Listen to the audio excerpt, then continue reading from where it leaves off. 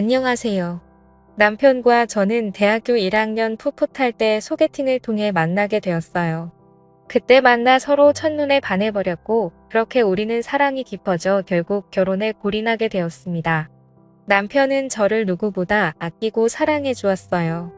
20대 건강한 남자라서인지 부끄러운 이야기지만 연애 때부터 결혼할 때까지 한결같이 사랑을 키워나갔습니다. 저는 어느 누가 봐도 예쁘고 귀엽다는 말을 했고, 저에게 끼가 조금 넘친다고 말들을 하더군요. 그때까지만 해도 끼가 있다는 게 놀거나 춤을 추거나 그런 것을 말하는 건 줄 알았는데 그게 아니라 남자를 은근히 유혹하는 끼라고 하는데 그 말을 듣고 기분이 나쁘다기보다는 은근히 기분이 좋았어요. 저에게 그런 끼가 있을 줄이야 싶더라고요. 결론적으로는 그 끼 덕분에 사랑하는 남편을 만났고 결혼까지 했으니 이제 어느 정도 수그러들었다는 생각이 들었습니다. 남편 위로는 형님들 4분이 계시고 모두 다 결혼을 하셨어요. 남편은 막내이면서 시아버지 아픈 손가락이라서인지 남편에게 애정을 쏟아주셨고 그래서인지 며느리 중에서도 막내 며느리인 저를 귀여워해 주시고 예뻐해 주셨어요. 특히 셋째 며느리가 저를 늘 눈의 가시처럼 생각하셨는지 뭐만 하면 트집을 잡으면서 저를 괴롭히며 다른 형님들 사이에서 저를 이간질을 많이 하시더라고요. 시어머님도 저를 예쁘게 해주시고 모질게 구박한 적 한 번도 없으신데 왜 그러시는지 이해가 안 갔습니다. 동서 어머님이랑 다른 형님들이 동서한테 왜 실수해도 잔소리 안 하고 그냥 넘어가는 줄 알아? 다들 착해 빠져서 그래. 게다가 다들 외국에 계시니까 별말 안 하는 것뿐이지. 가난하면 눈치라도 좀 있을 것이지. 그래서 어쩔 수 없이 내가 총대 매는 거니까 날 너무 미워하지 말아줬으면 좋겠어. 아버님께서 동생한테 잘해주시고 편애하시는 것 같아서 보기 안 좋아.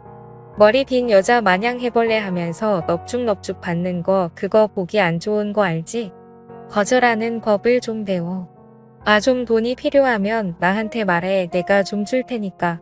그깟 돈 있으나 없으나 필요 없는 건데. 동서는 꼭 필요하잖아. 그치? 내 말 무슨 말인지 알았으면. 아버님께서 뭐라 하면 눈치껏 알아서 잘 피해 다녀. 그리고 저번에 준 반찬 맛있던데 그거 조금만 더 해줄 수 있지? 우리 집 반찬이 다 떨어져서 그럼 부탁해 동서 하며 말을 하는데 정말 얄미워서 화병이 날 지경이었어요.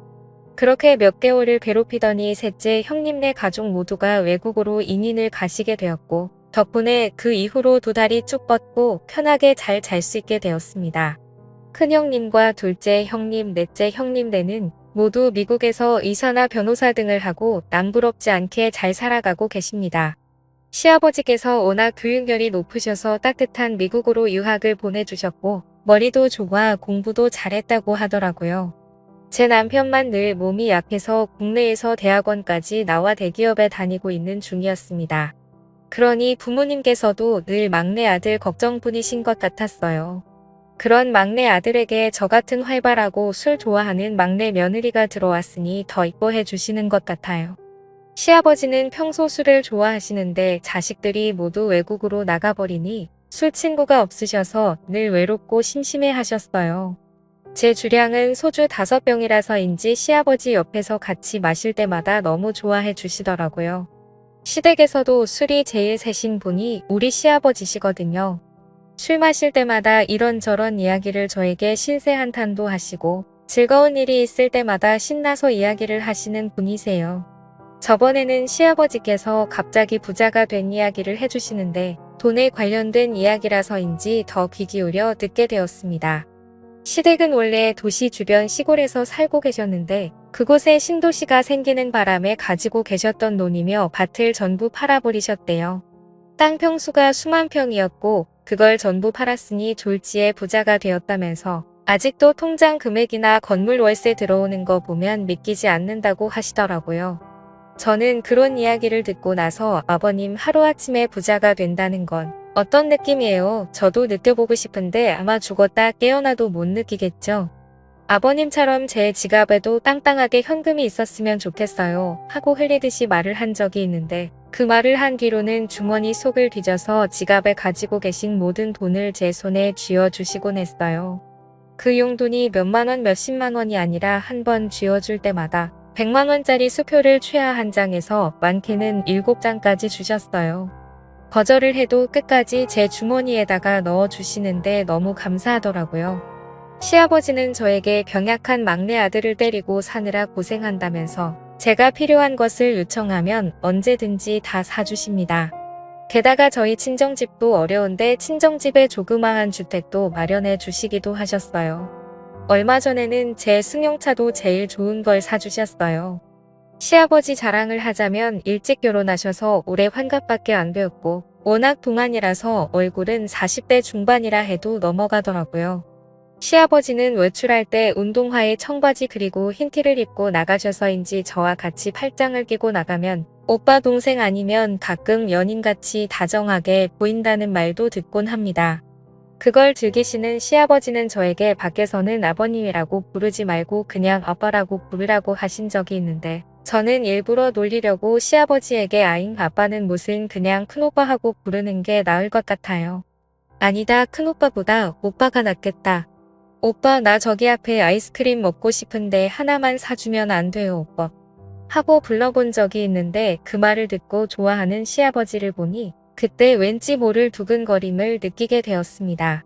아이같이 웃는 모습이 왠지 꼭 안아주고 싶다는 충동을 저도 모르게 받았거든요. 시아버지는 운동도 많이 하셔서 30대 후반의 몸을 가지고 계십니다. 저와 같이 등산도 다니고 자전거도 같이 타고 하면서 시아버지와 저의 사이는 더 가까워지게 되었습니다. 저도 이제는 시아버지가 안 계시며 살아갈 수 없을 것 같았어요. 때로는 시아버지께서 제 남편인 것 같은 착각이 들 때도 있었고 사실 제 남자친구였고 애인이라고 혼자 생각하고 만날 때가 많았어요. 솔직히 모든 면에서는 남편보다는 시아버지와의 마음이 너무나 잘 맞더군요. 시아버지와 저는 전국의 관광지나 맛집을 같이 찾아다니면서 여행도 다니고 하는데 시어머니는 별 의심 없이 며느리와 시아버지 사이가 좋은가 보다 생각하고 지켜보셨고 저희 남편도 아들로서 못해준 효도를 저보고 해달라고 부탁을 하더라고요. 그렇게 시간이 지나가고 어느 순간부터는 시아버지가 점점 남자로 보이기 시작하는데 저는 그 순간 깜짝 놀랐습니다. 마음속으로 시아버지를 사랑하게 된 것 같았거든요. 시아버지도 말씀은 안 하시지만 그런 눈치였어요. 저희 두 사람은 서로를 느끼고 있었어요. 세상 사람들은 저에게 돈 때문에 시아버지를 이용하겠다고 말들은 하겠지만 그렇게 볼 수도 있겠구나 하는 생각도 듭니다. 저는 어릴 적부터 주변 사람들로부터 너무 예쁘다는 이야기를 참 많이 듣고 살았어요. 친정집은 가난했지만 화목했습니다. 그러나 돈이 없으니 먹고 싶은 것 입고 싶은 것 마음대로 하지도 못했어요. 돈 많은 부자들이 정말 부러웠고 저는 제 자신이 너무나 예쁘기 때문에 외모를 무기로 돈 많은 부잣집에 들어가겠다고 수백 번 다짐을 하고 살았거든요. 저는 남자가 나이 많은 건 관계가 없다고 생각하고 살아왔습니다. 나이가 많아도 저를 부유하게 만들어준다면 그 남자를 사랑하겠다고 다짐을 했거든요. 그 기회가 서서히 다가오고 있다는 느낌이 들기 시작했습니다. 그 대상은 제가 사랑하는 내 남자 시아버지였습니다. 뭐 사랑이 별거 있겠어요. 세상에는 죽도록 사랑했지만 돈 때문에 깨져버린 사랑도 있으니까요. 부부간에도 돈 때문에 싸우고 돈이 없어서 사랑하는 관계도 미워하는 관계로 변하는 걸 제 주변에서 많이 봤습니다. 저보고 돈에 미친 여자라고 하시겠지만 그래도 할 수 없어요.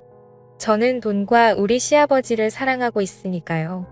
그런 생각으로 생활하고 있던 어느 날 시아버지와 단둘이 있는데 그날따라 기분이 참 묘하더군요.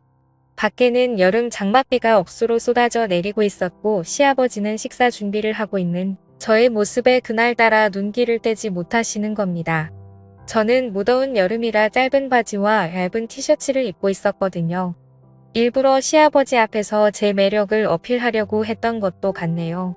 제 모습을 제가 봐도 난 참 끼가 많구나 하고 생각했습니다. 저는 제 남편에게 느끼지 못한 이상한 묘한 느낌을 시아버지를 통해 느끼고 있었어요. 시아버지는 그날따라 식사하는 도중에도 저의 모습에 정신을 못 차리는 것 같았고 식사를 하시면서 저에게 오늘따라 우리 며느리 모습이 정말로 예쁘다 하시면서 자기가 젊은 나이고 며느리만 아니라면 프로포즈 하고 싶다는 엄청난 말을 저에게 하시는 겁니다.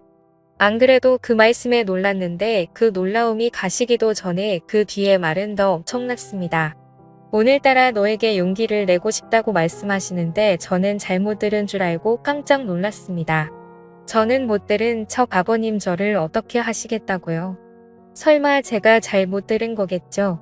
만약에 맞게 들었다면 아버님 오늘 농담이 좀 지나시네요 하고 말을 했는데 왠지 그날이 제 인생 역전을 할 수 있는 기회인 것 같아서 바로 시아버지 손을 잡고 아버님 언젠가는 그런 기회가 오지 않을까요? 하고 말씀을 드렸고 시아버지는 아무런 말씀도 없이 저를 보면 웃으셨습니다. 그렇게 식사를 마치고 다 먹은 그릇을 치우려고 일어서는 순간 갑자기 시아버지는 제 손을 잡으셨고 그렇게 저도 가만히 있어서 한참을 손을 잡고 있었습니다. 이후로 더 이상의 실수는 하지 않았죠. 하지만 저는 오늘 무슨 실수가 벌어져도 괜찮다는 생각을 하고 있었기에 싱겁게 끝나버린 시아버지의 용기가 너무나 아쉬웠습니다. 정말 제가 정신이 나간 것인지 남자를 밝히는 것인지 아니면 돈에 미쳐가는 것인지 잘 모르겠어요. 저는 서서히 시아버지가 제 남자가 뛰어가는 느낌이 들기 시작했습니다. 저는 제 방으로 들어와 커피를 한 잔 마시며 지금까지의 인생을 생각해보니 이제는 더 이상 물러설 곳이 없었어요. 시아버지도 제 마음을 아셨고 저 역시 시아버지 마음을 알아버리고 말았습니다. 그래도 어쨌든 시아버지와 막내 며느리 사이인데 도덕적으로 있을 수 없는 일이며 엄청난 일이잖아요. 시아버지와 저는 밖으로는 내색 한 번 안 냈어요. 같이 술도 마시고 손까지 잡고 있는 그런 사이로 발전해 나가기 시작했습니다. 저도 사람인지라 때론 이건 아닌데 하면서도 시아버지와의 사이에 빠져들어가고 있었어요. 저는 친정아버지께서 일찍 돌아가셨고 오빠가 없으니 집안에 남자들이 없었어요. 그러니 시아버지가 제 아빠때론 오빠 같은 존재가 되어버린 것 같았어요. 시아버지는 한 번씩 술에 취한 날에 들어오시면 너 없이 못 살겠다는 말을 자주 하시곤 합니다. 그러던 어느 날 시아버지와 술을 한잔하면서 앞으로의 일에 대해 여러 가지 대화를 했고 제가 제 주량보다 훨씬 더 많이 마셔버리고 말았어요. 그날 시아버지는 작정을 하셨는지 술을 마시다가 갑자기 제 옆으로 오시더라고요. 그리고 결국 우리는 누가 보더라도 사랑하는 연인처럼 실수를 저지르고 말았습니다. 그날 이후 시아버지와 저의 사랑은 들키지 않고 1년을 유지했어요. 그동안 남편은 건강이 더 나빠지게 되었고 점점 살이 더 빠지고 앙상하게 보이기 시작했습니다. 정기검진을 받았을 때는 이미 췌장암 말기였고 온몸에 전이가 되어 3개월밖에 못 사는 시한부 선고를 받게 되었습니다. 시아버지와 저는 죄인이라는 생각에 한동안은 서로 거리를 두게 되었고 저도 죄책감에 너무 힘들어하며 세월을 보냈습니다. 시아버지와 저는 3개월 동안은 앞으로 며느리와 시아버지 관계만 유지하고 남편을 위해 온갖 정성을 다해 간병해 주기로 했습니다. 3개월 동안 남편을 위해 정말 최선을 다했고 남편은 결국 3개월도 못 살고 이 세상을 하직하고 말았습니다. 온 가족들이 모두 모여 젊은 나이에 떠난 남편이 불쌍하다고 다들 슬퍼해 주셨고 남편의 장례를 잘 치렀습니다. 시어머님은 30살밖에 안 돼서 세상을 떠난 아들이 그리와 식음을 전폐하고 오시다가 그 충격에 갑자기 쓰러지셨고 우리는 장례식이 끝난 지 얼마 되지도 않았는데 갑자기 쓰러지신 시어머니를 모시고 응급실로 갔습니다. 그렇게 응급실로 간 시어머니는 깨어나시지 않으셨고 결국 운명하시고 말았습니다.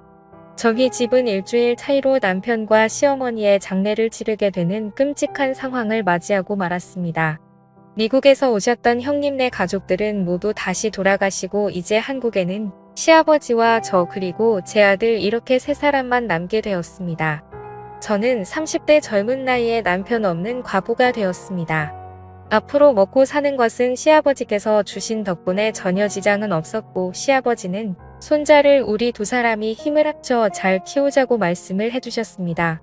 저 역시 재혼하지 않고 아들을 잘 키우겠다고 약속했어요. 시아버지는 정말 좋아하시더군요.